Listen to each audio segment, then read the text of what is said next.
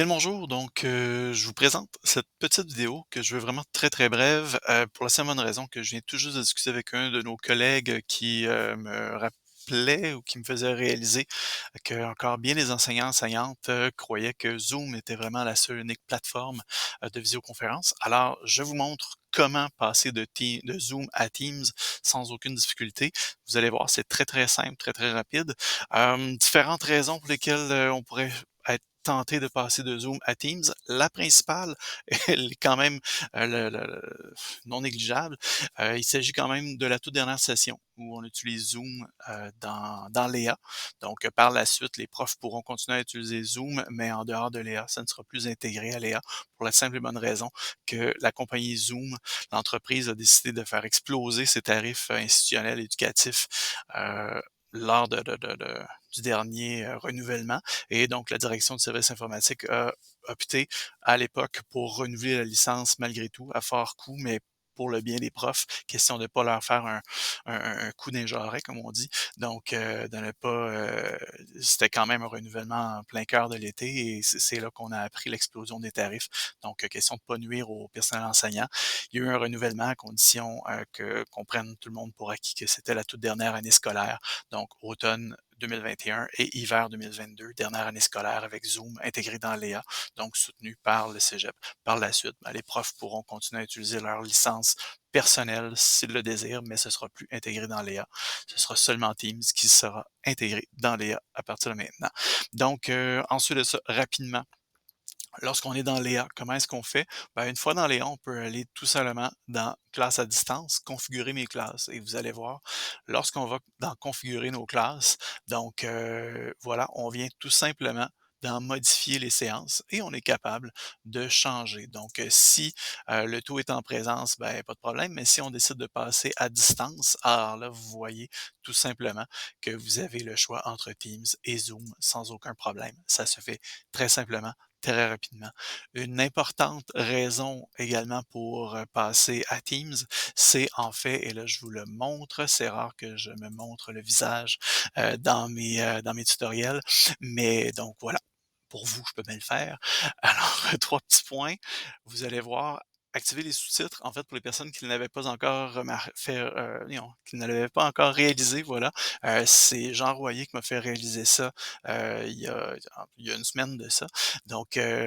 L'activation des sous-titres qui est pas c'est pas une nouveauté en soi. En fait, c'est un petit détail dans les sous-titres, c'est en fait l'arrivée de la langue française dans les sous-titres. Sachez que par les 3 petits points, on peut venir activer les sous-titres, on clique dessus et par la suite, donc, il y aura activation des sous-titres en anglais par défaut malheureusement, comme vous le voyez, mais on peut venir cliquer sur les 3 petits points qui sont apparus dans le bandeau noir et donc, on voit apparaître modifier la langue parlée. Et ici, on peut donc venir chercher Français Canada. Et par la suite, on confirme et on passe ainsi en Français Canada. Voilà. C'est pas toujours parfait comme transcription simultanée, mais malgré tout, ça fait quand même 95 98 d'un un bon travail et ce sera donc un grand coup de main pour les étudiantes et étudiants, ayant un défi auditif dans notre population étudiante. Ce serait quand même voilà, un très, très bel outil, à utiliser. Donc voilà pour ce qui est, des sous-titres. Ensuite de ça, je vous lancerai également un petit questionnement. Si vous vous demandez: «Écoute, oui, mais je veux pas vraiment, utiliser moi le module Léa, réellement, j'en ai juste besoin tout d'un coup qu'on tombe en comodal». Je fais un petit clin d'œil, mais, essentiellement et là, ça fait déjà quelques profs à qui je le souligne. Pourquoi? Pour les personnes qui seraient intéressées à éventuellement faire du commodal éventuellement, excusez, au besoin. Dans ce cas-là, pourquoi ne pas simplement créer un Teams, donc un groupe Teams pour notre groupe auquel on enseigne et de dire: écoute, je vous avertis groupe, je ne l'utiliserai pas, sauf s'il y a un isolement. Pour des cas d'isolement, là, dans ce cas-là, il y a pas de problème. Le prof arrive en classe, il a vu le matin même, Gepetto Tremblay, qui a tout simplement écrit un mot pour dire: «Désolé prof, je dois rester isolé, j'ai des symptômes». Pas de problème. Si vous souhaitez partir en comodal, dans ce cas-là, vous arrivez en classe, vous ouvrez tout simplement votre groupe Teams démarrer une réunion et c'est parti. Vous n'avez rien d'autre à paramétrer. Vous ne faites que démarrer une réunion. Les personnes qui sont à distance vont recevoir tout simplement une notification, un appel vidéo, heu, disant que vous démarrez une réunion. Si elles ne sont pas là, ben, dans ce cas-là, elles pourront tout simplement accéder, à leur calendrier ou en fait à leur groupe et elles vont recevoir une notification dans le groupe, soulignant tout simplement, hem qu'il y a une réunion en cours et donc, elles pourront, accéder à la réunion sans aucun problème.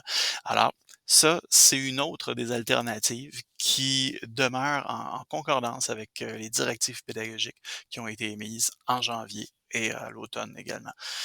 Donc si vous avez des questions, paniques, bugs, pépins, interrogations, pas mal synonymes de questions, mais bref, si vous voulez, discuter avec nous, Sylvain ou moi-même, donc tic.sser@cégeps-sherbrooke.qc.ca, tic.sser@cégeps-sherbrooke.qc.ca. Je vous souhaite malgré tout une très belle session, un bon début de session et au plaisir de se revoir en personne. Merci beaucoup. Bye bye.